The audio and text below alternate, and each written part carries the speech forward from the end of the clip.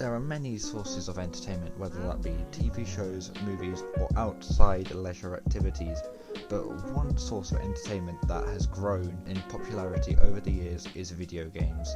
Game titles such as Halo, Call of Duty, Apex Legends, Fortnite, and Minecraft have had such a big impact on the younger generation and how they perceive social activity, as online games allow you to speak to people without them actually being there. However, this can be flawed, and there are some negatives to this, as game companies can exploit younger people as they don't have the knowledge of what some older adults might know. I asked a few people what their opinions on video games were and if they enjoyed them, and what influence does it have on their generation. I do like video games, and I really like those open world ones where you can like go anywhere you want and like just do what you want. So like GTA, I guess, Minecraft, that's pretty much it, I'll be honest. I do like games, and my favourite type of games are open world games, you know, like Zelda, any Bethesda game really, like Skyrim or Fallout. I like GTA, Red Dead, Minecraft, I guess you can consider an open world game. Just a lot to explore, a lot to do, a lot to mess about with. You know, Minecraft's a sandbox game as well, so yeah, I'd say open world. Hello, I'm here with Jack, and I'm going to ask him a few questions, if that's alright with you. Yeah, of course. So, my first question is for you is, do you like video games, and if so, what about video games is it that makes you like them? I really like video games, and I think what I like the most about them is just the thing that makes them unique, like an audience input. I think games like, say, The Last of Us, that's a narrative-based game, but I think that's stronger because you, as a player, have not so much control over the narrative, but control over how you discover it. Like, The Last of Us is a game with like fantastic world building, and a lot of that is done by you like exploring places, finding notes, finding letters, and it feels like you actually uncovering this mystery, and it creates engagement.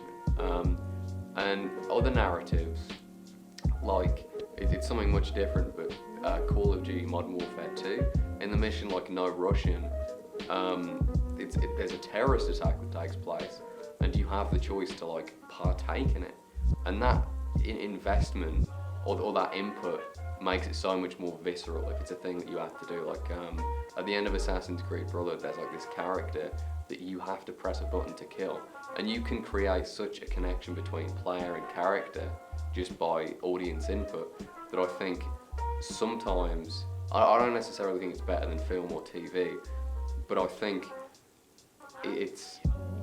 games definitely have their own value in like telling stories that they're not necessarily always given credit for.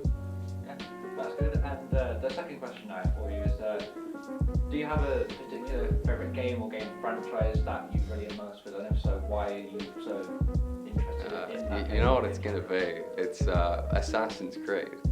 My favourite of them is Assassin's Creed 2. I think what I love about the early Assassin's Creed games is games, because of gameplay, you know, which a film or a TV show doesn't have, you have the ability to like create fantasy. You know, like the fantasy of going 200 miles an hour in like Forza, or, you know, being a superhero in like Spider-Man or the Arkham games. In Assassin's Creed, there's this really niche fantasy of you being an assassin. That's in how you fight, how you move, how you like blend with people and hide.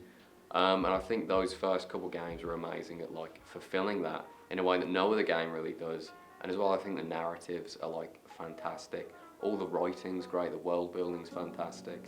It feels believable. It's yeah, I really love those games. As a young adult as well, like, you know, teenager, young adult, what game genre do you think is most appealing to your age group? So, open world, simulations, story-driven games? I think right now it's like online action multiplayer, I guess, like Fortnite, Apex Legends, very much seems to be like the zeitgeist. Because I guess a lot of that is like, because we are the first generation, or we're definitely not the first generation brought up on games, but we're like the first generation where you've had like an online component to games. You don't have to do like LAN parties and stuff. And so it's our generation is kind of the first to socialise via gaming. And so games like Overwatch, like Minecraft, where you can do things with friends, those are like, probably would be the biggest kind of games that like people our age probably play. Is there a negative towards this though? Like, as you said, like with these online games? I think the biggest negative would be microtransactions. I think it's a practice that like now runs rampant in the gaming industry. Like the way that a lot of games will use microtransactions is very predatory. Like you'll have games that like gear them towards children, or they'll be the branding will be misleading. Like games will sell season passes, which are meant to include everything, and they'll exclude certain items that will then be micro. Like to experience a game like Assassin's Creed Valhalla fully, you need to spend literally hundreds and hundreds of pounds because of what's included in these, and gambling is a big component of these games, and because it's people that are younger that are playing them and their parents don't have the awareness of them that we do, it's easy for them to sort of prey on younger people, I think. Yeah, that's good. That's pretty much all the time I've got, so thank you for your Yeah, cool. input. Thanks for letting me do this. This was good. It's alright. Video games haven't always been these massive games with these amazing graphics and high resolution.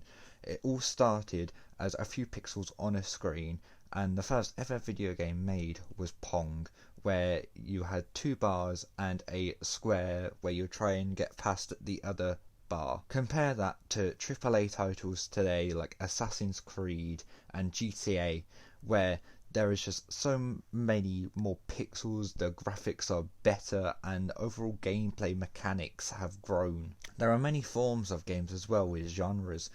You have horror games, you have open world games, you have simulators where you can portray as someone else or as another living thing, such as an animal. Or there are survival games like Minecraft where you have to make your character survive, and many of these games can impact a person so much.